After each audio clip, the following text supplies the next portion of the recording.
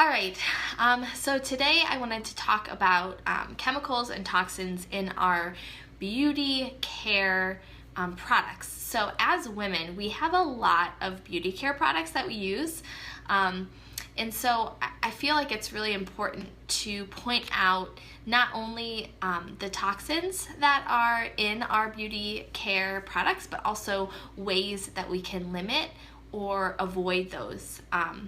So the first thing I want to talk about is the skin. Like, our skin is our largest organ on our body. So that's why it's so important for us to keep natural, toxic-free substances on our body, because we don't want those toxins and those chemicals to be absorbed into our skin, because it will go into our body. So what you put on your skin, I think the biggest thing is what you put on your skin will get into your body. So it's just something to think about. And I think that we don't think about our products that we're using in that way, because we just think, okay, it's the outside of our face, or we're putting lotion on our skin, and we don't necessarily realize what we're putting into our body. So sorry guys, I got a call in, but a couple things I want to talk about.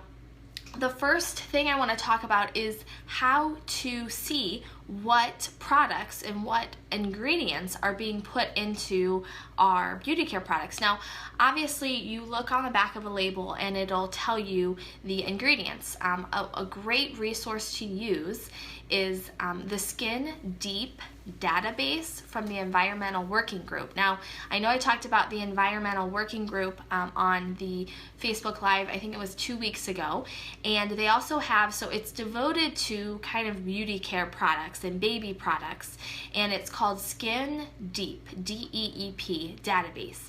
And on this, you can look up your beauty care products, you can look up ingredients and see what they've rated those specific ingredients and products. So when you're looking at this database, which I highly suggest you do that, I suggest you go into your bathroom and kind of see what some of your products that you're using are rating. So you always want to try to get, the lower the score, the better. So you want to remember that. So 1 to 2 is like a low hazard, so and then 3 to 6 is a moderate hazard, and then obviously 7 through 10 is a high hazard, meaning there are lots of harmful chemicals in those products. So that's a great resource to use to look up some of this stuff. Now, I was kind of doing a little bit of research myself on a couple of ingredients, and then also some other things. And one thing that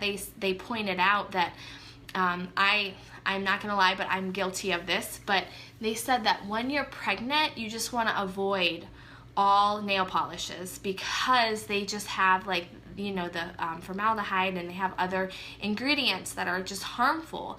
And again, you think of your nails as, okay, it's on your nails, you're not getting it in your body, but it is absorbing into our body. So we need to just be aware of those things. And another thing that kind of struck me as I was looking up some things is baby powder. They say to just skip baby powder altogether because it gets into the baby's lungs.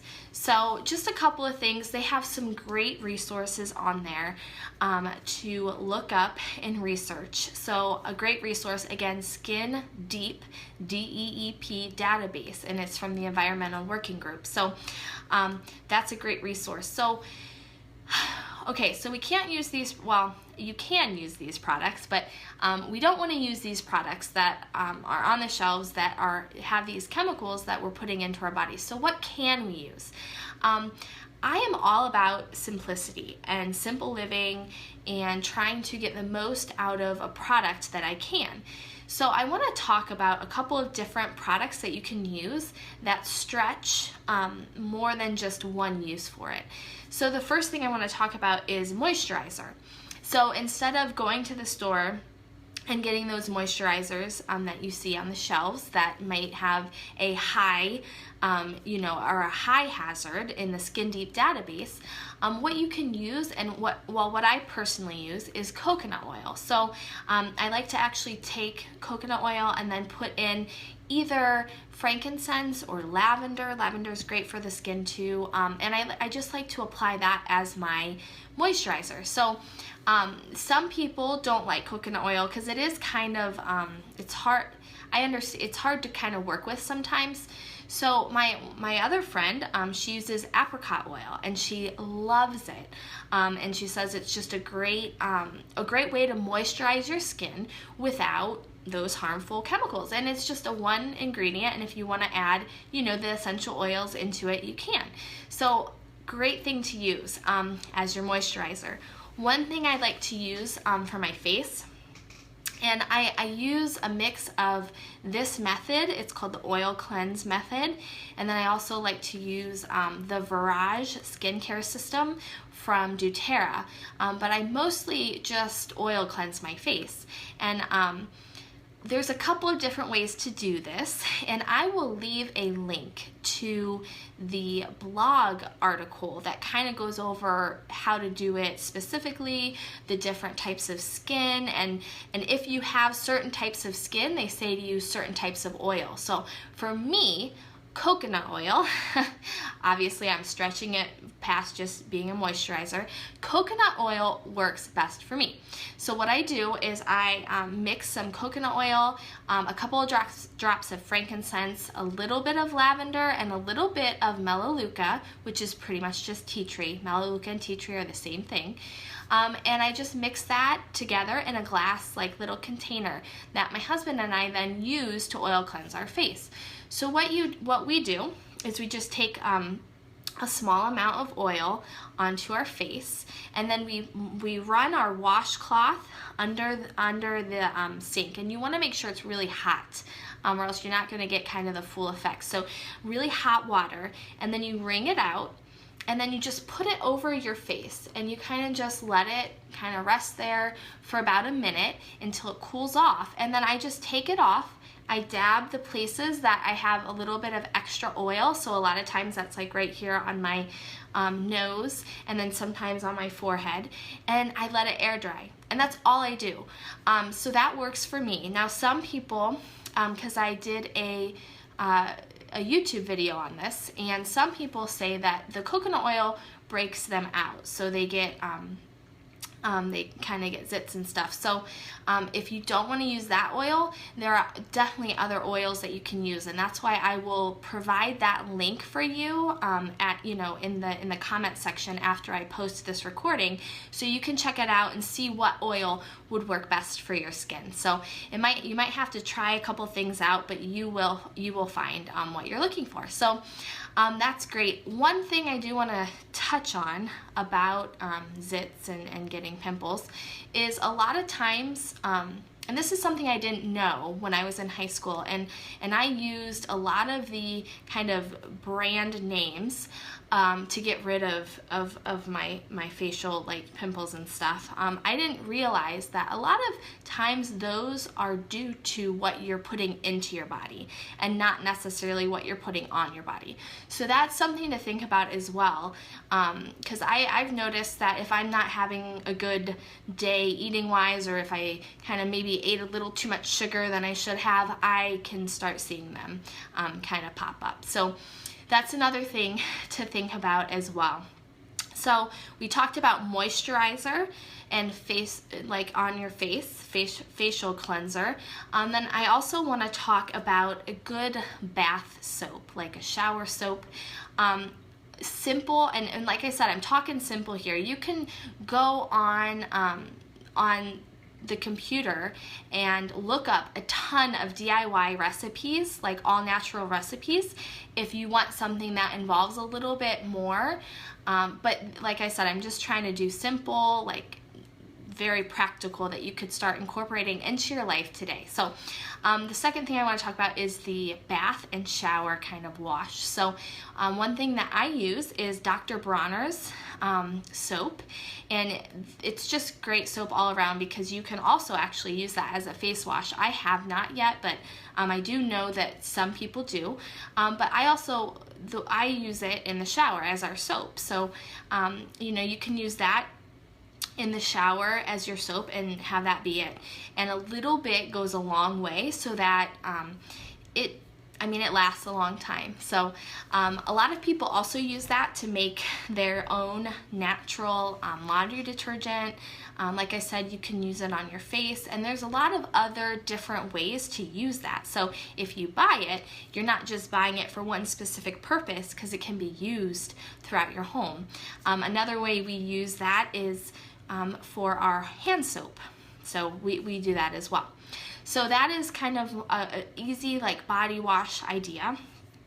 And then also a great kind of like if you want a nice relaxing bath, a great recipe for the bath is 2 cups of Epsom salt, and then just like a couple of drops of an essential oil, and just a little bit, so like 1/4 of a tablespoon or a tablespoon of bentonite clay.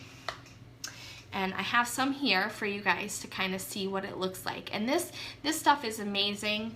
I also use this. I put just a little bit in my hand. I get it a little bit wet, and I put it on my face, and I actually use that as a face mask. It's really great because it just draws out a lot of like impurities and stuff that's, you know, in our skin, and it helps to draw it out. So it's a great way, it's a great thing to use in our bath, you know, like I said, for a face mask. And on the actual thing itself, it says there's like 1,000 ways to use it. I mean, this is just, I've touched the surface on this, so I'm not as familiar with this because this is a new product in our home, but I'm excited to see what else it can do. So yeah, so we've got the bath, the shower, facial cleanser, and then also moisturizer. So I'm not going to touch today on shampoo and conditioner because I want that to be its own separate Facebook Live, because I have a whole thing that I kind of want to talk about with that. So today I will leave you, I guess, with this, and it is, so we kind of went over, you know, some DIY recipes and some ways to kind of switch over our beauty care products to be more natural. And I really just want to say that this is very important because, like I said, our skin is our largest organ. But another thing that I want to touch on and to let you guys know is, remember that you're not going to be perfect. So we have all of these chemicals in our home and in our products, and I mean everywhere we go. So our goal is not to completely avoid them, because we're not going to be able to, but our goal is instead to limit our exposure to them as much as we can, and then to also kind of detox our homes and help detox our bodies so that we're getting those chemicals kind of out of our bodies. So for moms out there who have babies like I do, coconut oil, I would really invest in some coconut oil if you don't already have it. We use it for so many things, especially his moisturizer as well. The Dr. Bronner soap can be used for baby body wash as well, baby, you know, facial cleanser, all that stuff. And then, just great things to have on hand with babies as well. So I wanted to kind of point that out because I know sometimes it's harder with babies because there's all these natural baby products, and you just want to be really careful at putting them into the Skin Deep database and making sure that they're safe for our babies, because I've heard of a lot of times, and I did the same thing, buying the organic brands and then finding out that they weren't as safe as I thought they were for my son.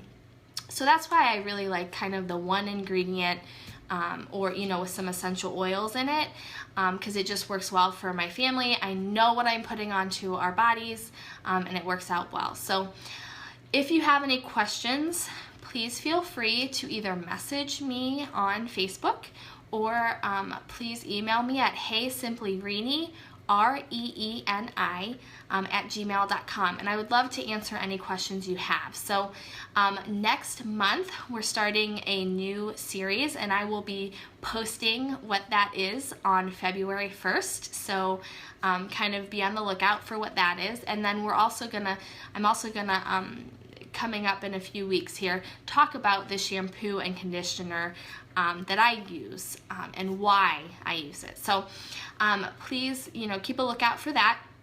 And like I said, if you need anything else, let me know. But thanks so much for stopping in, and yeah, I hope you have a good day, and I will see you next week.